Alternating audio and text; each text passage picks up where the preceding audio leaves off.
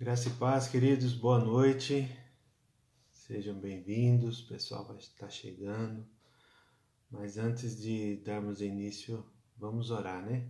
Vamos orar em nome de Jesus. Pai, nós queremos te agradecer nesta hora pela tua graça e misericórdia, que teu Espírito Santo fale ao nosso coração, ministre a nossa vida, porque nós precisamos do Senhor, precisamos da força do teu poder, do poder do teu Espírito sobre a nossa vida, Pai. Que a nossa mente seja cativa à obediência de Cristo, que o Senhor nos fortaleça com a Tua palavra nesta noite, nos dê ânimo, nos gere esperança no nosso coração, para que nós possamos continuar, Senhor Deus, olhando para o Senhor, glorificando o Teu nome, Pai. Que nesta noite o Teu nome seja glorificado, a Tua palavra seja honrada e a Tua igreja edificada, Senhor. Em nome de Jesus, que nesta noite nós possamos ouvir a Tua voz e crer naquilo que, ó Deus, a Tua palavra nos diz. Que nós possamos obedecer em tudo aquilo que o Senhor tem como, ó Deus, primícia na nossa vida. Que nós possamos ser direcionados pelo Senhor. Em nome de Cristo Jesus. Amém. Amém. Graça e paz. Michele, glória a Deus. Diego, sejam bem-vindos. Vanderleia, o pessoal vai estar chegando para a glória de Deus. Sejam muito bem-vindos. Irmãos, nós vamos falar nesta noite, com a graça de Deus, sobre a carta de Tessalonicenses. É uma carta, assim, impressionante. Graça e paz, Cláudia Eliana, servo bom e fiel. Glória a Deus pela vida de vocês. Essa carta, às vezes, a gente não dá tanta importância, porque ela não é tão citada, né? A não ser por aquele velho versículo que nós vemos em diversos lugares aí, pedindo para que a gente possa orar sem cessar. Então, nós temos essa ideia, né, de Tessalônica, mas a gente não, na verdade, a gente não tem tanto conhecimento. Mas depois desse estudo, eu acredito que você vai dar mais importância para essa carta, em nome de Jesus. E essa carta vai trazer muita esperança no seu coração, vai trazer uma ideia consolidada, uma ideia firmada nos princípios do Senhor e aquilo que Paulo está ensinando a essa igreja, né? Então nós vamos falar que eu, assim, dentro dos estudos eu encontrei esse tema central da carta, a primeira carta, né, aos Tessalonicenses. É santidade, amor e a esperança na vinda do Salvador. Então, a esperança da vinda do Messias, da volta de Cristo.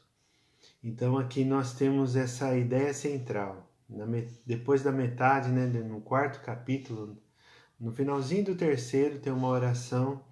E depois, no capítulo 4 em diante, ele já tem a teologia prática, né? A ortopraxia, que Paulo coloca aí efetivamente todo aquele conhecimento na prática. E eram umas dúvidas que a igreja estava passando. Então, mas antes da gente entrar propriamente dito na carta, nós vamos ter uma ideia dessa carta, né? O que essa carta quer dizer? Essa carta, ela tem uma ideia assim. Primeiro, nós temos que considerar as nossas origens. Primeiro, nós temos que considerar de onde nós viemos, né? Qual que foi o início da nossa carreira cristã, aquilo que nós defendemos hoje. Porque se a pessoa não souber isso, dificilmente ela vai saber para onde ela vai. Se ela não sabe de onde ela veio, dificilmente ela não vai saber para onde ela vai. Isso é importante dizer porque quando nós defendemos aqui o cristianismo, a religião cristã, graça e paz, Val, seja muito bem-vinda. Nós temos essa ideia de, Jesus, eu sei que Jesus morreu na cruz por mim, eu sei que ele pagou o preço do meu pecado, e ele levou sobre si todas as nossas dores e enfermidades lá na cruz do Calvário, como diz, foi profetizado por Isaías no seu livro, no capítulo 53. Mas, irmãos, nós temos que ir um pouco além, dentro dessa história. Nós temos que saber a origem deste povo escolhido por Deus, o povo de Israel, para que depois, consequentemente, a Kátia, Graça e Paz, Catinha, seja muito bem-vinda. Um abração para o Rafael. Então, a gente vai entendendo essa origem, né? Todos esses princípios. E essa palavra, né, que nós defendemos, que nos assegura do futuro, fala da nossa origem, aquilo que nós defendemos, a nossa fé em Cristo Jesus. A Bíblia toda fala a respeito disso, porque o Antigo Testamento aponta sempre para Cristo, e foi essa tese, né, que Paulo apresentou nas suas pregações, que nós estamos vendo, e os outros irmãos também, né, os apóstolos, os missionários daquele tempo. Mas os 66 livros vai dizer a respeito disso, da nossa fé em Deus, e através de Jesus Cristo nós somos justificados para ter um relacionamento saudável com Deus. E com isso nós temos essa certeza, porque senão, como nós estamos falando aqui, de santidade, amor e a esperança na volta do Salvador. Se nós não temos santidade, vai faltar esperança nessa volta de Cristo. Porque, veja bem, Jesus está falando que vai voltar já faz 2000 anos, entende? E para a nossa geração, a gente acha que vai acontecer agora. Luiz Carlos, graça e paz, seja bem-vindo, irmão. Então, dá essa impressão que sempre Jesus está na iminência de voltar. Só que a gente vai vendo com o decorrer da história, a história bíblica, tudo aquilo que a palavra de Deus diz a respeito, às vezes as pessoas vão esmorecendo com o tempo. Quando ela aceita Jesus como Senhor e Salvador, ela já tem aquela gana de vou fazer de tudo porque Jesus pode voltar a qualquer momento. E não está tão errado assim. Mas a gente vai vendo esses episódios, por exemplo, que aconteceu agora, esse ataque em Israel. É um sinal da vinda do Senhor? O que vocês acham? Vamos falar de um livro apocalíptico também. Tessalonicenses, ele fala a respeito de escatologia, ele fala no final dos tempos da vinda do Senhor, e é como que as pessoas vão se proceder, qual que é a postura da igreja, qual que é a postura do cristão diante da morte. Então, tem todos esses assuntos que nós vamos tentar decorrer aqui de uma forma breve, mas de uma forma para que a gente tenha uma boa reflexão a respeito desses assuntos. Então, amados, dito isso, é importante, para que santificar? Então, eu vou me santificar para quê? Eu vou buscar ser separado em tudo que eu vou fazer, nos meus procedimentos, na minha conduta, no pensamento, na minha fala. Em tudo eu vou conseguir separar, viver separado para Deus. Amém.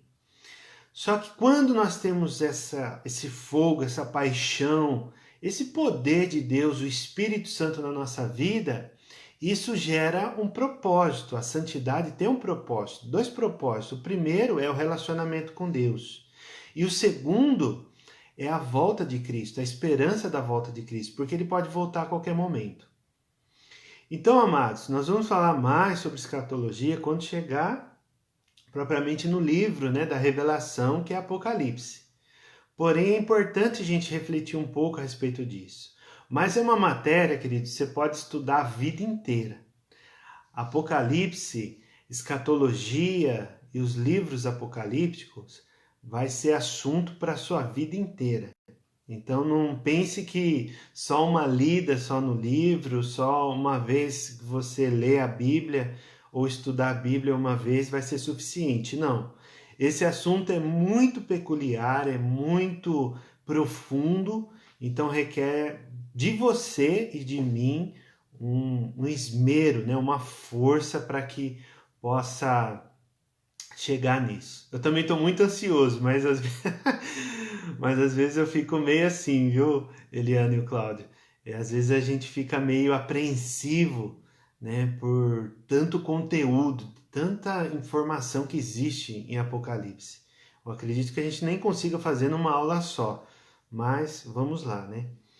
Então, aí dentro disso também, da santidade e a esperança, tem um elo perfeito, né? Como Paulo costuma falar lá para os Colossenses, que é o amor. Então, esse amor é o combustível para se portar na santidade e na esperança iminente de Jesus voltar. Queridos, essa guerra, né, já querendo dizer aí para os irmãos, essa guerra não quer dizer que Jesus vai voltar essa semana ou esse ano. Ninguém pode afirmar isso. São sinais? Pode ser. Eu acredito que seja muitos sinais. Então, sinais desde quando Jesus subiu para o céu, lá na narrativa de Lucas, no livro de Atos, até os dias de hoje tem acontecido sinais da vinda dele, mas para cada geração. Então eu acredito assim que nós não precisamos nos desesperar achando que o mundo vai acabar. Lembra do ano 2000?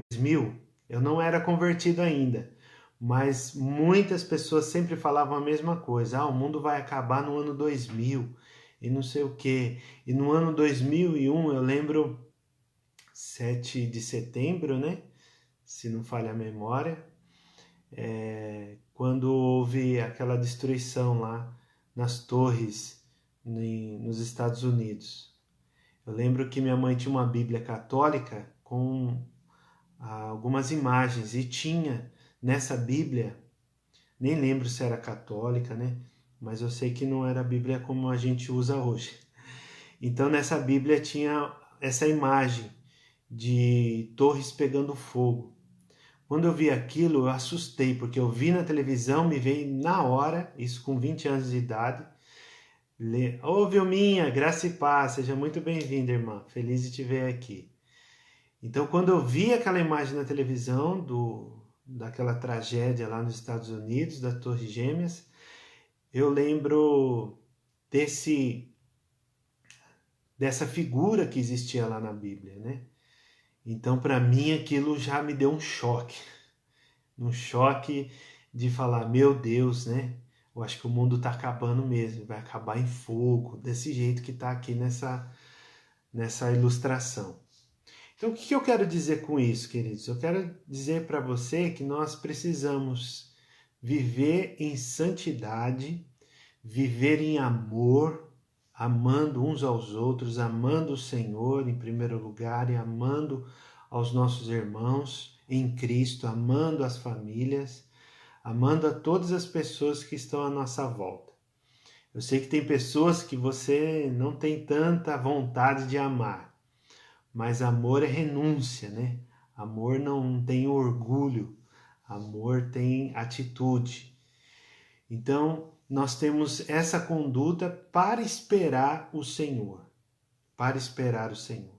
Então, independente se Jesus vai voltar essa semana, este ano, ou daqui 50 anos, ou 200 anos, nós temos que viver como se ele fosse voltar hoje. Então, é muito forte, né? Mas vamos lá, queridos. Então, essa carta aos Tessalonicenses é uma carta escrita também por Paulo, né? Como nós vamos ver já no versículo 1. E ele faz questão de narrar. Júlio, graça e paz, irmão, seja muito bem-vindo. Então ele faz questão de colocar na carta a companhia de Silas e Timóteo, que são dois companheiros de viagem de Paulo. Não quer dizer que ele escreveu, né? Eles foram juntos. Luzia, graça e paz, seja bem-vinda, irmã. Não quer dizer que Timóteo e Silas escreveram, foram coautores dessa carta, dessa epístola, mas sim que eles estavam presentes junto com ele.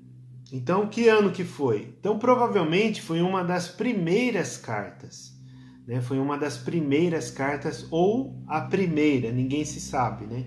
na verdade, a data correta.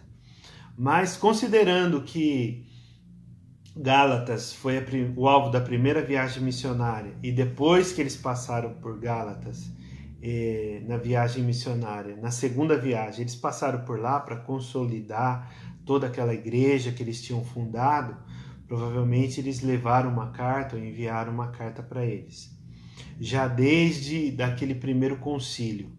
E aqui ele já está em Corinto, que já é na segunda viagem dele que ele ficou mais tempo, em Corinto, né? Lá na Caia.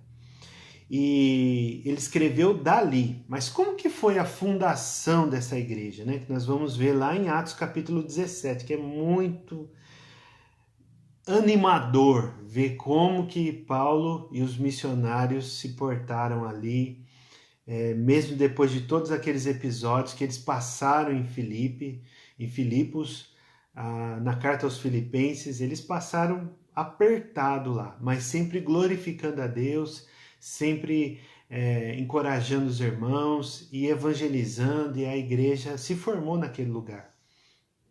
E ali eles viajaram cerca de 150 quilômetros para chegar em Tessalônica, que já foi a próximo destino da sua viagem.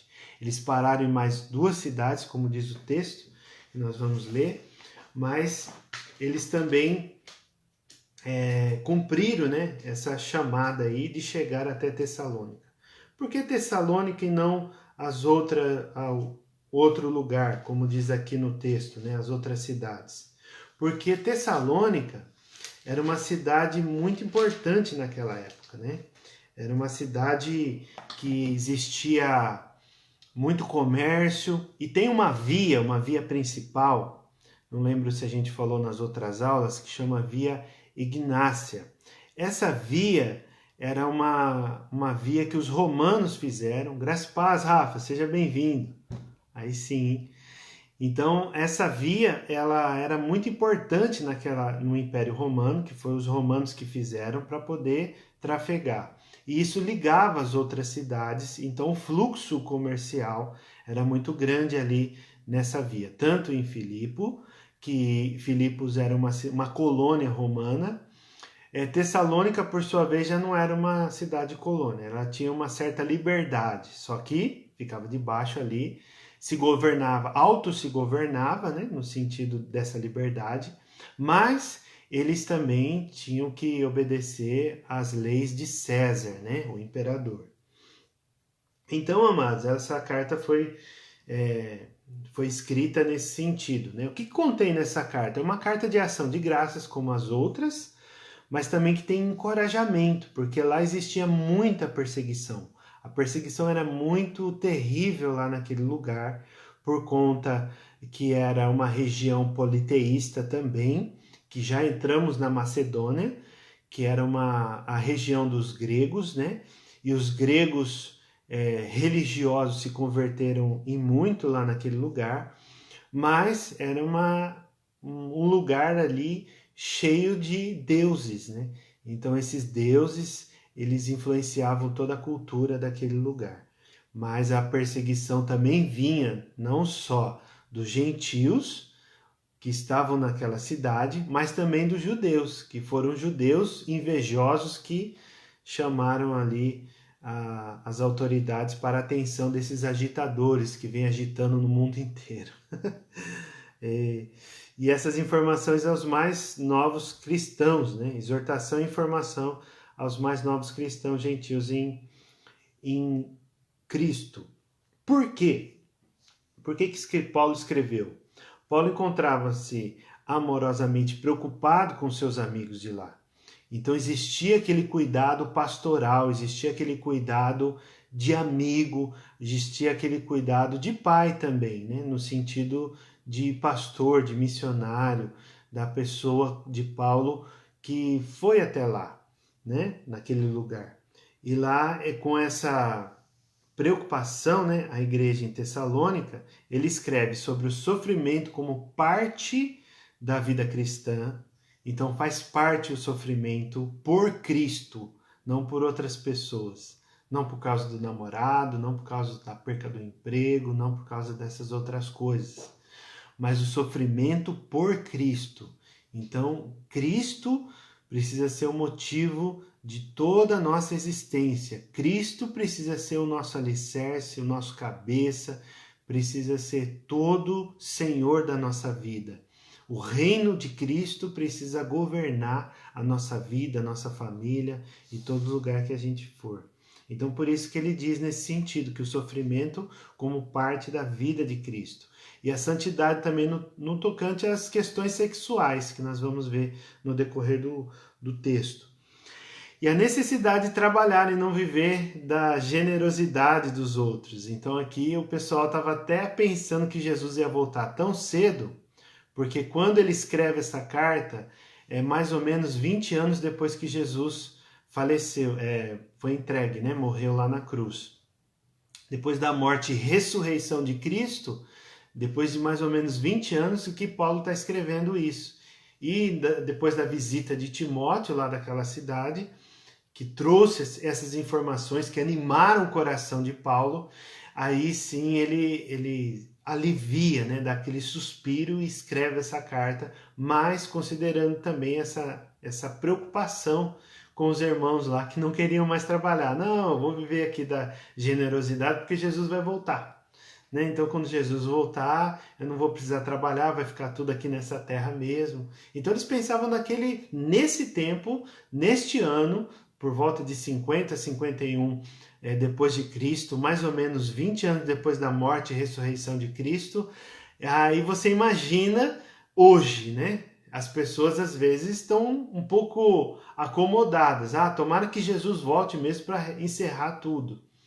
Não, mas a gente tem uma missão, queridos. E essa missão precisa estar dentro do nosso coração de compartilhar a palavra de Deus, edificar a igreja. Então, os ministérios, os dons que Deus confiou, como diz as Escrituras, os dons espirituais, o ministério, tudo isso é feito para quê? Para a edificação do corpo de Cristo.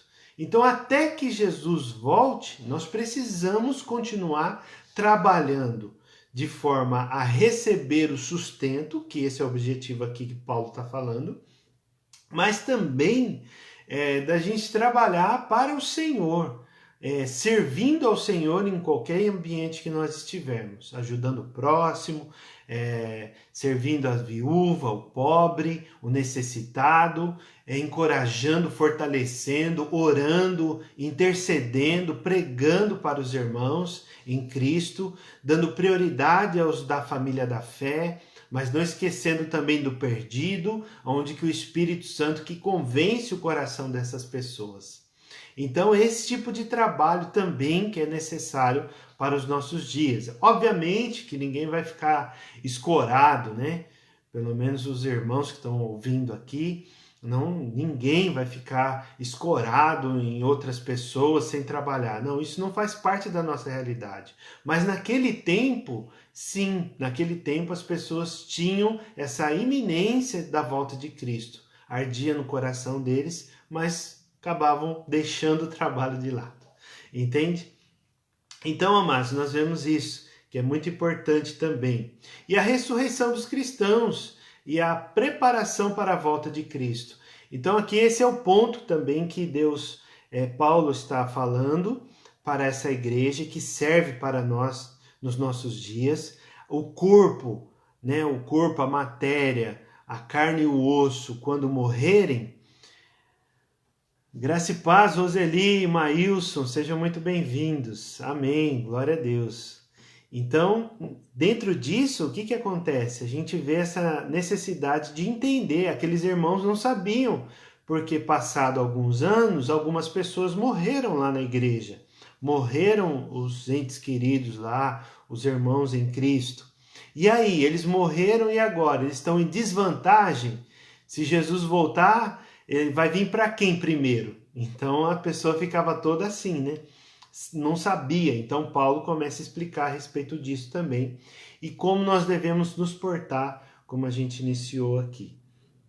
Então, amados, desde aquela visão lá do homem macedônio que Paulo teve em Troade, lá na região da Frígia, né, ao lado da Galácia, na Ásia Menor, naquele pedaço, antes do Mar Egeu, Paulo teve essa visão. E dessa visão é que ele foi para Filipos e depois desceu para Tessalônica. Lá em Filipos não havia, né, sinagoga, mas em Tessalônica havia. E em Tessalônica ele já foi direto pregar naquele lugar. Ele foi direto ministrar 3 vezes lá na sinagoga.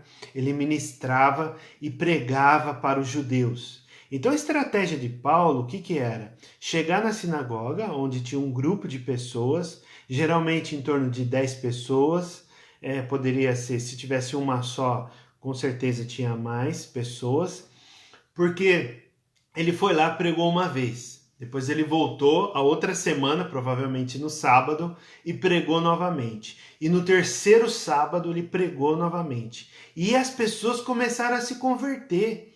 O texto diz que as pessoas começaram a se converter e houve grande alvoroço lá naquela cidade. Por quê? Porque muitas pessoas, por causa da conversão, começaram a deixar a sinagoga, o costume da lei, os ritos sagrados, e começou a seguir a Paulo e Silas, e Timóteo e os outros irmãos. Então houve essa preocupação também dele. Vamos para o texto então? Que a gente começou a falar, já passou um tempão já. Abra sua Bíblia em Atos, para a gente ver a fundação da igreja. Atos capítulo 17, o versículo 1.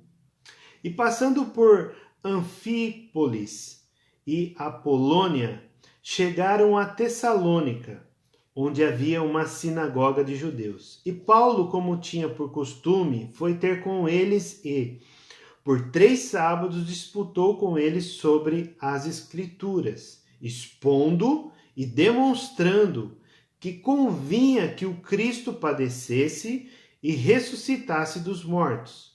E este Jesus que vos anuncio, dizia ele, é o Cristo, é o Messias.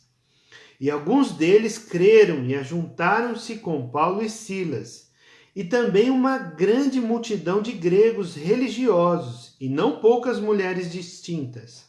Mas os judeus desobedientes, movidos de inveja, tomaram consigo alguns homens perversos dentre os vadios, e ajuntando-os, o povo, alvoroçaram a cidade e, assaltando a casa de Jasson, que era um irmão que recepcionou, provavelmente gentil também, recepcionou a Paulo e Silas, procuravam tirá-lo para junto do povo. Porém, não o achando, trouxeram Jasson e alguns irmãos à presença dos magistrados da cidade, clamando: estes têm alvoroçado o mundo.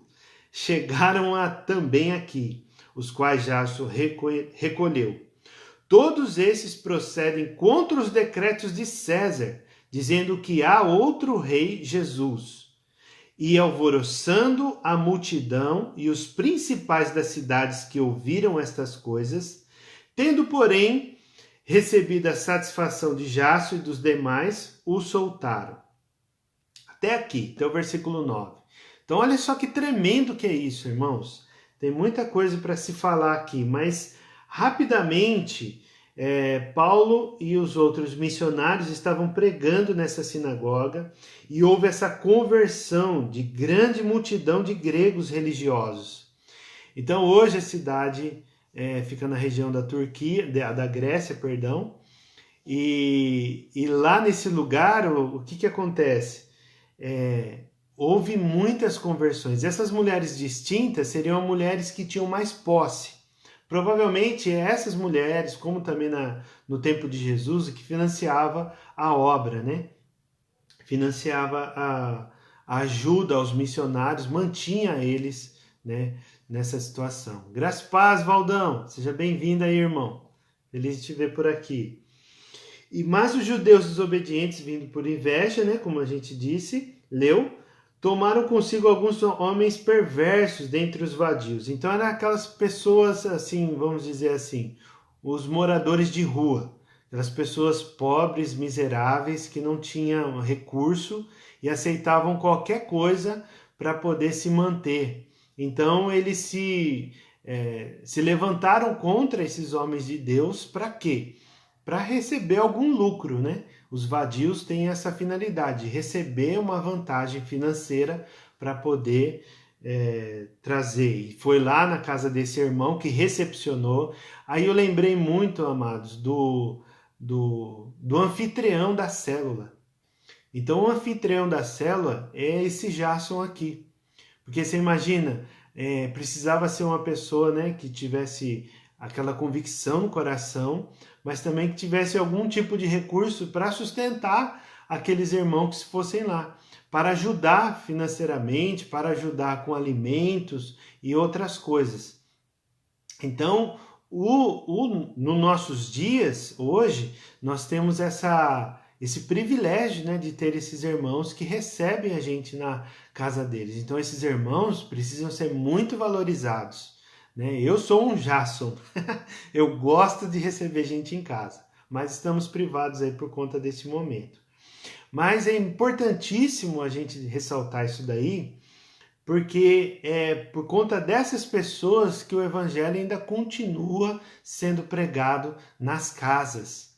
Então o evangelho pregando nas casas é porque existe pessoas que abriram, né, encontram-se com as suas portas abertas para receber esses irmãos, para acolher esses irmãos, como hospedeiros, né, como pessoas hospitaleiras que estão recebendo esses missionários, né, também.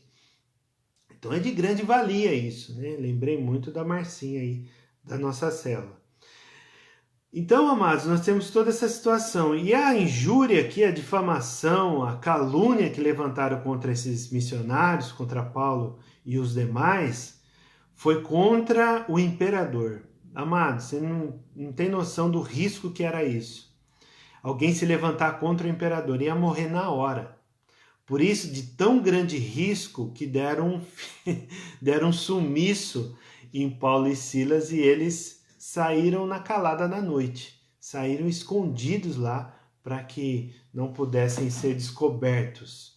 E aí sim eles desceram para Bereia. Mas também os irmãos tinham um pouco mais de paciência, porém chegaram os irmãos lá de Tessalônica, como diz o versículo 13, e souberam que eles estavam também anunciando lá a palavra em Bereia, foram lá e incitaram as multidões. Então olha só que cenário. Mas imagina, eles já saíram de uma cidade, né? E se eles passaram por Anfílopes e também por Apolônia, essas duas cidades, vamos imaginar que de Filipos eles passaram por uma cidade, tinha 50 quilômetros, a outra mais 50, até chegar em Tessalônica, 150 quilômetros. Eles saíram de lá pela porta da frente, em Filipe. Mas eles saíram todos machucados, né? Foram açoitados. Paulo foi açoitado, né? Foi preso, passou por toda essa situação, né? Numa vigília foram convertidos, como a gente vê no capítulo anterior. Mas, amados, você imagina, viajaram esses 3 dias no mínimo de viagem, porque é em torno de 40 quilômetros que eles viajavam, de 3 a 4 dias de viagem para chegar até Tessalônica, e já foram direto lá para a sinagoga para pregar o evangelho. E quando eles chegaram lá para pregar o evangelho, muitas pessoas se converteram. Imagina a alegria desse homem. Tipo, pensando naquela visão que ele teve lá. O que impulsionou a vida de Paulo a pregar o evangelho nessa situação tão adversa, tão difícil, de opressão, de perseguição? Foi aquela visão que o Espírito deu para ele. Aquela visão que também que ele já havia visto, né, na vida lá no caminho de Damasco. Então essas visões, essa experiência com Deus, essa experiência com o Espírito Santo é que dava ânimo, força para ele perseguir esse objetivo. Então de perseguidor ele foi perseguido, mas também ele continuou perseguindo a vontade de Deus. Ele sabia permanecer, porque ele foi fiel, né? Paulo ele foi fiel em tudo. Então, por isso que ele estava sendo fiel também nas coisas da chamada dele, no ministério dele. E é isso que nós precisamos para os nossos dias, a perseverança naquilo que Deus nos chamou para fazer. O que Deus te chamou para fazer? Pense aí. Você não pode esquecer disso e precisa continuar fazendo em amor, em santidade, até que Jesus volte.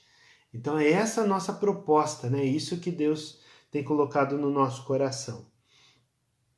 Então, amados, aí dito isso, vamos entrar aqui de uma forma panorâmica na primeira carta. Na próxima aula a gente possa falar um pouco mais. Mas a primeira carta aqui é aos Tessalonicenses. No versículo 1, nós vemos, abre aí, 1 Tessalonicenses, capítulo 1, versículo 1. É a saudação mais breve que existe na Bíblia, né? Uma das saudações, se não dizer a única, mais breve aqui. Paulo é muito direto e objetivo. Paulo e Silvano e Timóteo, a igreja dos Tessalonicenses, em Deus, o Pai, e no Senhor Jesus Cristo, graça e paz tenhais de Deus, nosso Pai, e do nosso Senhor Jesus Cristo. Aqui ele já fala diretamente qual que é o objetivo dele, quem está com ele e para onde essa carta está sendo endereçada. Qual que são os leitores? Então aqui já está muito clara a igreja dos Tessalonicenses. Aí ele começa a falar a respeito da ação de graça pela conversão dos Tessalonicenses. Porque essa igreja foi uma igreja que ainda estava sendo perseguida. Ainda estava sendo perseguida por aqueles que não se converteram, os gregos que não se converteram, as outras mulheres distintas que não se converteram e também os judeus ciumentos, né, de inveja, cheios de inveja, estavam ali oprimindo ele. Porque imagine só, Jesus Cristo foi crucificado pelos nossos pecados, obviamente, mas politicamente ele foi crucificado e morto porque ele se levantou contra o reinado, contra o imperador.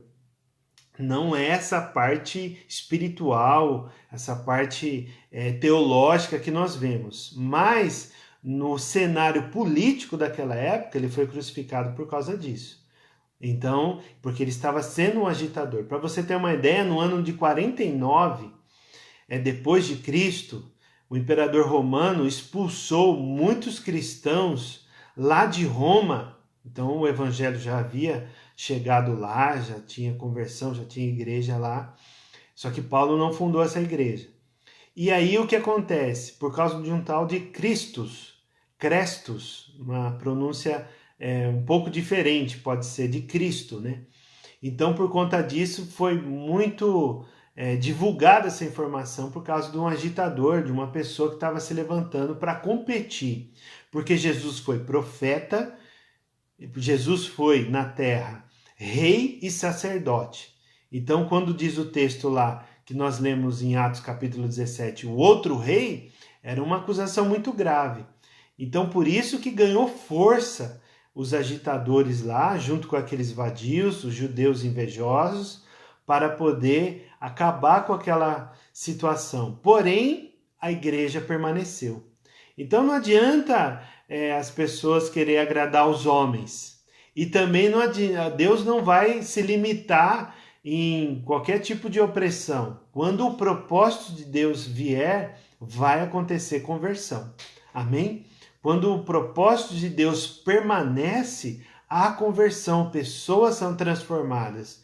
Porque o propósito de Deus, ele sobressai, ele é superior a qualquer tipo de pensamento e outras coisas. Então aqui a igreja estava ali relutando, perseverando, né? 4 pontos são destacados aqui. O primeiro, papel de Paulo e do Espírito Santo nessa conversão. Então, veja bem, Paulo foi a pessoa singular, né? Uma pessoa singular dentro das missões, dentro da expansão do evangelho. Só que nós não podemos esquecer e também não trazer tanta ênfase assim para a pessoa de Paulo nesse sentido, porque eu quero ser igual Paulo. Não. Você não precisa fazer essa oração. Eu quero ser igual a Moisés, eu quero ser igual a Davi, eu quero ser igual a Abraão, eu quero ser igual a Daniel, que gosta de orar. Você não precisa fazer esse tipo de oração. Você precisa pedir para que Deus revele ao seu coração aquilo que o Espírito Santo quer te usar. Porque Paulo foi usado e quase que abusado do Espírito Santo, porque o menino sofreu, né? Esse homem sofreu muito, mas por causa de uma causa nobre que foi o Evangelho. Algumas pessoas têm sofrido por doenças, algumas pessoas têm sofrido por luto, algumas pessoas têm sofrido por corrupção, por mentiras, por divórcio, por tantas coisas, tragédias, né, que estão estagnando famílias, estão dilacerando famílias, mas Paulo ele foi perseguido, foi humilhado, tem um currículo muito forte, né, de perseguição, mas por uma causa nobre, entende? Então aí a gente coloca na balança, a gente vê esses episódios, essas coisas que aconteceram nas igrejas, aí a gente fica pensando, mas e a minha vida, né? Como que é a minha vida? Minha vida está nessa dimensão, sabe? Minha vida está nesse propósito? Eu estou sendo perseguido mesmo? Eu quero desistir, eu quero mudar de igreja, eu quero mudar de religião, eu quero abandonar a fé, porque está muito difícil, meu casamento está muito difícil, no meu trabalho está muito difícil, e tantas outras coisas está muito complicado. Mas quando a gente olha para esse testemunho de Paulo, vendo como que Deus usou a vida de Paulo, eu acredito que você, como eu, nos sentimos encorajados a perseverar, a perseguir a vontade de Deus para o reino dele. Então Paulo ele foi usado poderosamente, né, na dependência do Espírito Santo para trazer esses convertidos, né, essa grande multidão. E você imagina, uma igreja que começa, com certeza passou mais tempo, né, do que 3 semanas lá, mas a partir da 3ª semana, é que você imagina, quando as pessoas ouvem os milagres, a conversão, a explicação das coisas, aí eles começam a entender o propósito que Jesus veio para padecer, para morrer e ressuscitou. Então esse Jesus é o Cristo, é o Messias. Então a multidão começou a aparecer. Começou a vir gente de tudo quanto é lugar ali daquela cidade para ouvir a Paulo e Silas, e nisso o coração deles se inclinou. Então como esses novos cristãos, também o segundo ponto aqui, experimenta o sofrimento por abraçar a fé em Cristo. Assim também Paulo, na imitação de Cristo, mas também na alegria do Espírito Santo. Então você imagina, olhando para Paulo, por quê? Porque Paulo está imitando a Cristo, está sofrendo também. Então, Paulo está querendo explicar nessa ação de graças que aqueles irmãos, aqueles novos convertidos estão padecendo, mas por uma causa nobre, por causa que eles abraçaram a fé em Cristo, que não vai precisar mais dos rituais, não vai precisar mais daqueles monte de deuses gregos, eles vão precisar somente a supremacia, como nós aprendemos lá em Colossenses, de Cristo, mais nada.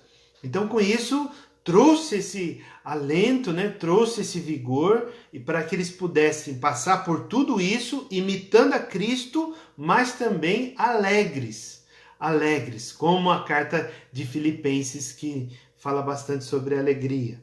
Então as novas da conversão haviam chegado em Corinto, na Caia, era uma outra região no extremo sul. Então saiu ali de Frígia, atravessou o mar Egeu, foi para Macedônia, e de Macedônia desceu até a Caia. Então o testemunho deles foi repartido para vários lugares, para muitos lugares, né? Então isso é importantíssimo ver aqui o que ele escreveu. E o quarto ponto é a conversão, incluindo o abandono da idolatria e a espera da volta de Cristo. Então esse abandono da idolatria justifica por quê? Porque aquela região de Tessalônica era uma região, assim como toda a Macedônia, né?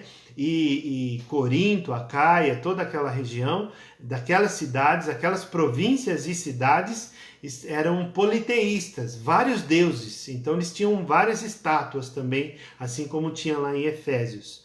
Então esse abandono dessa cultura para entrar na esperança da glória de Deus. E no capítulo 2 tem as recordações do ministério de Paulo. Paulo se defende das acusações de ser um vigarista religioso, né? E usa imagens familiares para demonstrar o seu relacionamento com eles. Então aqui é interessante dizer que Paulo ele está colocando a sua defesa, que ele não saiu de lá escondido ou estava querendo ganhar vantagem, né, em alguma coisa. Não, Paulo recebeu as ofertas vindas lá de Filipenses, mas ele também trabalhava. Então, para não onerar a igreja, para não onerar aquelas pessoas. Ele estava sendo acusado disso, né, de ir lá pregar uma nova religião para poder ter benefício próprio, né, para lucrar com isso. Então ele se defende disso e apresenta seu ministério. Aí no versículo 17 do capítulo 2, Paulo, os Tessalonicenses e Timóteo. Aqui é interessante dizer que Paulo ele retorna à narrativa do seu relacionamento com a igreja, uma vez que o trabalho em Corinto não permitia que ele fosse e os parceiros fossem visitá-los, né? Então, Timóteo, por fim, conseguiu ir até lá e recebeu aquelas notícias, todas essas questões que os tessalonicenses estavam passando, o bom testemunho que estava indo para todo lugar, porque você imagina, era uma via expressa, né? Uma via expressa romana que tinha o trânsito lá de cavalos, tinha a sua pista lá montada para que haja essa fluidez, e as notícias corriam também de uma cidade para outra. Então o testemunho de Tessalonicenses, de Tessalônica, né, da igreja de Tessalônica, começou a se espalhar para todos os lugares. E aí, irmãos, nós vemos isso, né, que ele começa a relatar isso daí. Então dá um alívio, né? 3 coisas que acontecem também, uma delas é o alívio que Paulo sentiu de receber essa notícia, que a igreja está indo bem, a igreja está prosperando no evangelho, a igreja está, né, buscando ao Senhor, orando, e está evangelizando também, ganhando novas pessoas, está na fé e na perseverança, mesmo diante da opressão, mesmo diante da perseguição. Então, diante disso, Paulo ele está ali, feliz, aliviado. Então ele menciona suas tentativas de retornar e o motivo por isso, né? Que ele tentou ir, só que ele não conseguiu. Ele menciona também o envio de Timóteo a fim de saber como eles enfrentavam o sofrimento. E ele expressa, por terceiro aqui, seu grande alívio com o relato de Timóteo a respeito da fé e do amor deles. Então, uma característica muito evidente aqui nessa carta, que Paulo está falando, é o amor que a igreja tem uns pelos outros. Então, isso é igreja, isso é o corpo de Cristo. No capítulo 3, o finalzinho aqui, de 1 Tessalonicenses, capítulo 3, versículos 11 a 13, Paulo ele observa isso como uma oração. E essa oração é o tema, né, dessa carta que a gente colocou, santidade, amor e a esperança na volta do Salvador. Essa oração, ele pontua tudo que ele vai começar a colocar na prática. Evidentemente na prática, efetivamente na prática ali. Então vamos ler. 1 Tessalonicenses, capítulo 3, versículo 11. Ora, o mesmo nosso Deus e Pai e nosso Senhor Jesus Cristo encaminhe a nossa viagem para vós. E o Senhor vos aumente e faça crescer em amor uns para com os outros e para com todos, como também nós para convosco, para confortar o vosso coração, para que sejais irrepreensíveis em santidade diante de nosso Deus e Pai e na vinda do nosso Senhor Jesus Cristo, com todos os seus santos. Então, olha só que interessante quando ele, dentro desses versículos, principalmente no versículo 12, ele fala de amor, no versículo 13 ele fala da santidade e a esperança da vinda de Jesus. Então, esses 3 assuntos que estão aqui evidentes nesses 2 versículos, esses 3 assuntos é o tema de toda o restante da carta. Então a carta toda vai estar ali trazendo. Então do capítulo 4, do versículo 1 até o versículo 8, ele vai falar sobre pureza sexual. É importante dizer, queridos, como era uma região gentílica, né, de vários gentios, pessoas não judeus, eles não observavam o costume e o mandamento, o 7º mandamento é não adulterarás. Para eles, ter relações sexuais fora do casamento era uma coisa natural, era uma coisa comum. Então, para eles não era pecado, né? Eles achavam aquilo até um certo ponto comum dentro da sua cultura, dentro da sua região, da sua geografia. Porém, aí os judeus estavam sempre observando esse 7º mandamento e os cristãos também, né? Os cristãos também, porque isso foi ensinado lá no Sermão da Montanha, aquilo que Jesus falou. Então, ali é importante a gente ressaltar isso, né? Essa segurança, né? Que o cristianismo estava pedindo para eles obedecerem esse mandamento também. Então, quando Deus chamou e deu a eles o Espírito Santo, também o chamou para uma vida sexual monogâmica. Então, quer dizer isso? Quer dizer que é o casamento com uma só mulher, o casamento com um só homem, marido e mulher. Então, não ter outros parceiros, não ter outros casamentos, amantes e etc. E também não se prostituir com prostitutas cultuais, não se venderem. Então, toda essa preocupação que eles estavam, porque Timóteo trouxe esse relato. Então, olha só como que Paulo ele faz um discipulado sanduíche. Primeiro vem o pãozinho, né? Fofinho, depois vem a carne, depois vem também outro pãozinho, lá fofinho, macio, né? Então o discipulado, ele precisa ter isso. Então Paulo ele sempre faz isso, né? Ele sempre agradece a Deus pela conversão de cada pessoa e tal, e fala das qualidades, e realmente isso precisa ser dito, né? Mas depois ele vem com a correção, com a exortação, com a orientação. Aí depois dessa orientação ele vai e agradece novamente, pede oração e vive uma vida de paz, né, com a igreja. Mas é importante a gente observar esse ponto, porque aqui ele já começa aquela parte da carninha, né, daquela parte mais difícil ali. Então por isso ele começa a colocar isso em prática, né? Aí no versículo 9 a 12 do capítulo 4, ele fala sobre o amor e o trabalho com as próprias mãos, como a gente disse no início.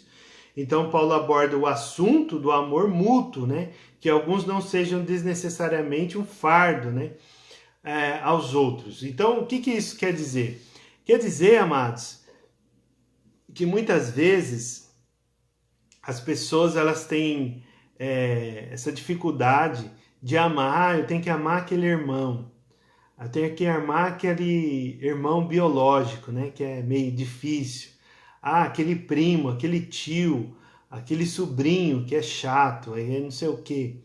Então não seja um peso, entende? Não seja um peso amar essa pessoa. Então é isso que Paulo está querendo dizer aqui. Serve para os nossos dias, sim ou não? Com certeza serve. Então nós passamos também, nós somos igreja, amados, o mesmo problema, às vezes não na mesma ordem, né? Em tempo, cultura, mas a palavra é atemporal, ela serve para qualquer ambiente e qualquer ano, se nós vivemos mais 1000 anos, a palavra ainda vai continuar na mesma intensidade. Então aqui Paulo ele está falando a respeito disso. E aí ele diz uma palavra de conforto também sobre o futuro dos cristãos que morreram. Olha só que interessante. Ele fala porque era uma dúvida que a igreja tinha. A denúncia, né, da prostituição, da imoralidade sexual, foi vinda que Timóteo trouxe para ele. Mas também trouxe uma dúvida da igreja que era, e agora, essas pessoas que morreram? Nós estamos esperando Jesus voltar. E Jesus não voltou ainda. Como que vai ser? Então aqui ele está bem claro, né, a respeito disso. Eles ouviram bastante sobre a volta de Jesus, mas nesse meio tempo, alguns irmãos dessa igreja morreram e eles não sabiam o que lhes aconteceria. A resposta de Paulo é: os mortos serão ressuscitados. Entende? Então isso é importantíssimo. E os vivos serão transportados à presença de Deus em sua vinda. É o que nós cremos até hoje. É da mesma forma. Não mudou nada, porque a Bíblia não muda. Nós acreditamos na palavra de Deus porque a palavra de Deus é imutável, é inerrante, ela não contém erros. A nossa confissão de fé está nas Escrituras Sagradas. Então, amados, nós cremos nisso, que é da mesma forma até hoje que aquela igreja estava descobrindo, Tessalônica estava descobrindo essa virtude, que aquelas pessoas que estão mortas estão, entre aspas, dormindo, né? Então esse sono vão ser para preservar a vida deles até Jesus chegar e trazer o julgamento, né? Então serão ressuscitados, esses mortos serão ressuscitados. Lembra? Às vezes passa desapercebido, mas quando Jesus morreu, expirou lá na cruz, às 3 horas da tarde, na sexta-feira da paixão, o véu se rasgou e o túmulo também se abriram. E as pessoas que estavam mortas ressuscitaram ali. Imagina o fenômeno, imagina o milagre, a explosão de glória que foi naquele lugar, quando Jesus disse, está consumado. Meu Deus, é forte demais, né? Mas aqui acontece isso, né? A esperança para aquela igreja. Sobre a vinda de Cristo, depois das incertezas, né, sobre os que dormem, Paulo acrescenta algumas palavras de encorajamento sobre a vinda de Cristo e a participação dos seus leitores nela. Então, se Jesus voltar hoje, nós seremos transportados, né? Seremos nos piscar de olhos. É muito rápido. Então, quantas vezes você já piscou vendo esse vídeo? Várias vezes, né? Então, uma delas pode ser a ida, né, até o trono da graça de Deus, até a presença do Altíssimo. E aí sim, no versículo 12 ao 22, tem exortações conclusivas. Paulo encoraja o respeito aos líderes. Aqui, irmãos, Graham Kinner, ele fala no seu comentário histórico-cultural, que esses líderes, além de ser os que presidiam, né, a congregação, mas também eram aquelas pessoas que estavam hospedando, tipo Jason, né? Então aquelas pessoas também que estavam ali ajudando, cooperando com a obra do Senhor. Essas pessoas são muito importantes, amados. Os colíderes, né? Esses anfitriões, toda pessoa que ajuda na célula a recepcionar outras pessoas. Então isso é de fundada honra, né? Respeito. Então por quê? Porque às vezes aqueles irmãos lá daquela igreja não estavam querendo respeitar mais eles. Não estava querendo respeitar Paulo, não estava querendo mais respeitar Timóteo. Existia, sempre tem em todo lugar, né, a meia dúzia, né, do contra isso, do contra aquilo. Então aqui ele está falando, está encorajando esse respeito aos líderes, né? Respeito àquelas pessoas. Então, recomendações de relações saudáveis, exorta a piedade básica, que é alegria contínua, oração e ação de graças. E incita também aos tessalonicenses a encorajar a profecia, colocando-a todavia à prova e retendo o que é bom. Isso aqui é importante dizer, queridos, porque desde o Antigo Testamento, lá em Deuteronômio, fala de provar as profecias, né? Então aqui às vezes vem um irmão cheio do Espírito Santo e profetiza sobre a sua vida. Só que você fica meio assim, com o pé atrás. Eu não conheço essa pessoa. Eu não sei de onde ele vem, para onde ele vai, não sei qual que é a igreja dele, e ele profetizou esse monte de coisa na minha vida. Então a pessoa fica meio assim, pelo menos eu fico, né? Fala, será se é verdade? Será se não é? Será se é de Deus? Será se não é? A pessoa fica apreensiva, por quê? Porque existe espírito de adivinhação, por exemplo. Foi esse caso que Paulo foi preso lá em Filipos. Então, naquela região existia algumas pessoas que ganhavam lucro com isso, ganhavam dinheiro com isso, e aquela mulher, aquela jovem estava possessa do espírito de adivinhação. Então, o espírito de adivinhação pode falar também, né? Então, por isso que nós temos que provar as profecias. Então, provar onde? Na palavra de Deus. É isso que a pessoa está falando. Esse homem de Deus, do sapato brilhante, do terno e gravata, né? Do chapéu dourado e não sei o quê. Então, essa pessoa, ou aquela pessoa mais, né, de chinela havaiana, de bermuda, que está lá profetizando. Então, a gente examinar tudo e reter o que é bom. Examinar como? Como que a gente examina uma profecia? É como os bereanos estavam fazendo, ouvindo tudo com atenção e procurando na escritura aquilo que estava sendo dito. Então não adianta falar, você vai ser vou profetizar que você vai ser um empresário de sucesso. Vou profetizar que você vai comer o melhor dessa terra. Vou profetizar que você vai fazer muitas viagens com a sua família e não sei o que, não sei o que lá.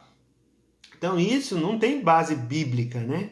Nós temos que olhar ali na Bíblia o que o Evangelho quer falar com a gente, o que aquilo que está efetivamente dizendo, né? Então isso é importante.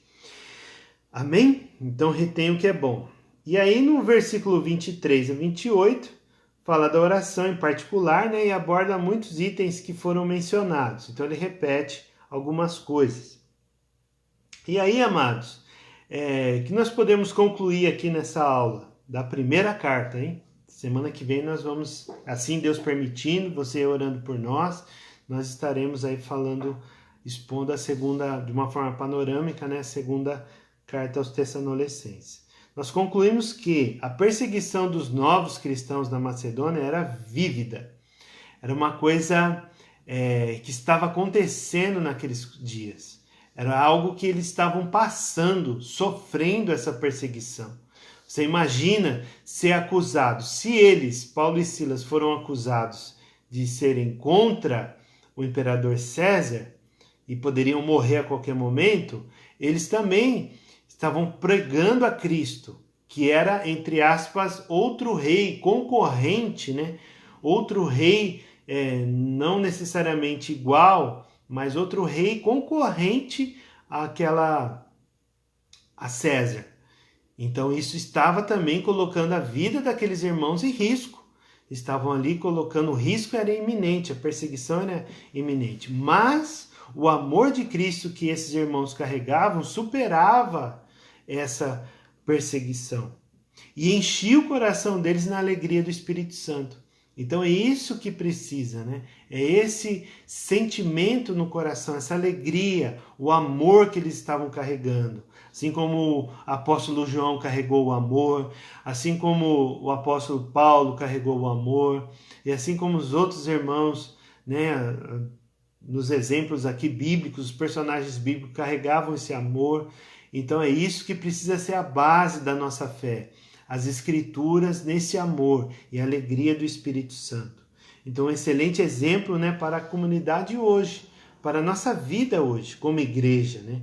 Com tantas indiferenças e outros países com perseguição da mesma coisa, porque lá em Tessalônica também existia o culto ao imperador, era algo assim que era muito sério, e aí chegava que não se curvara aos outros deuses, né? Por exemplo, somente a Cristo, né, o Deus e Pai, então trazia essa preocupação também para a igreja. Agora, se eu me curvar diante desse imperador, quer dizer o quê? Quer dizer que eu vou negar a Cristo.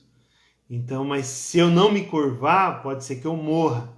Então é essa situação que eles estavam vivendo, como nós vivemos hoje nos países comunistas, né, que tem culto ao imperador, por exemplo, lá na China, né, na Coreia do Norte. Coreia do Norte e na China tem também, são países comunistas. Então vemos a permanente caminhada na santidade, no amor e na esperança da vinda do Salvador. Amém, queridos? Então é isso que precisa estar sempre no nosso coração, a santidade. Eu vou me santificar para mim poder ter um relacionamento saudável com Deus, por ser obediente à palavra dele, e eu vou me santificar porque eu não sei o dia de amanhã. Eu não sei se eu vou fechar os olhos amanhã e não ver mais essa terra, ver só a glória de Deus. Então eu preciso me santificar. Entende? Por isso, por esses dois motivos. Amém? Em nome de Jesus, para que esse amor, né? Esse amor sempre esteja aí dentro dos nossos corações. Glória a Deus, amados. A gente fez bem rapidinho aqui por causa do horário, mas é só um panorama, só para você começar a estudar. E você pesquise, continue lendo sobre as cartas que a gente está apresentando. E na próxima semana nós vamos dar continuidade, o porquê dessa outra carta tão semelhante que é a 2 Tessalonicenses. Amém? Se você tem um pedido de oração, coloque aí que nós vamos orar por esse pedido. Pai, em nome de Jesus, queremos te agradecer, Deus, por esse rico ensinamento, Pai. Como nós aprendemos estudando as tuas escrituras. Que o Senhor nos fortaleça com essa palavra. Que a nossa vida seja uma vida de caminhada, Deus. Uma vida, Senhor Deus, de santidade, de amor e na esperança da vinda de Jesus Cristo, meu Deus. Em nome de Cristo Jesus, que o Senhor nos dê essa graça para que nós possamos ter um relacionamento saudável com o Senhor, que nós possamos viver na iminência de Cristo voltar. Sim, Deus, porque nós não sabemos se vai ser breve ou vai ser ao longo prazo, mas nós sabemos que um dia vai acontecer. E a grande certeza que nós temos é que quando nós morremos, nós iremos morrer em Cristo e seremos ressuscitados, ó Pai. No nome de Jesus, pelo sangue de Cristo que está sobre a nossa vida, nós carregamos essa promessa no nosso coração. Em nome de Jesus, ó Deus, que o Senhor abençoe cada pessoa que esteve conosco e que o Senhor traga, Deus, alívio ao seu coração, ó Deus, amor, paz, gratidão, Deus, que nós possamos ser agradecidos por tudo aquilo que o Senhor tem feito na nossa vida, em nome de Jesus. Oramos por cada pedido, Deus, que se levantou nessa semana, tantas coisas, vítimas de atropelamento, enfermidades, causas na justiça, Deus, todas essas situações sejam, ó Pai amado, guardadas e providenciadas pelo Senhor. Ó Deus, que o Senhor coloque um basta na enfermidade, liberte o corpo, Deus, de toda enfermidade, em nome de Jesus, e que essas pessoas sejam livres, ó Deus, para a honra e glória do Senhor. Em nome de Jesus, amém. Amém, queridos? Graça e paz, Deus abençoe. Continue orando por essa escola, porque ela está dando fruto, em nome de Jesus. E é muito bom estar aqui com vocês. Deus abençoe e até a próxima semana.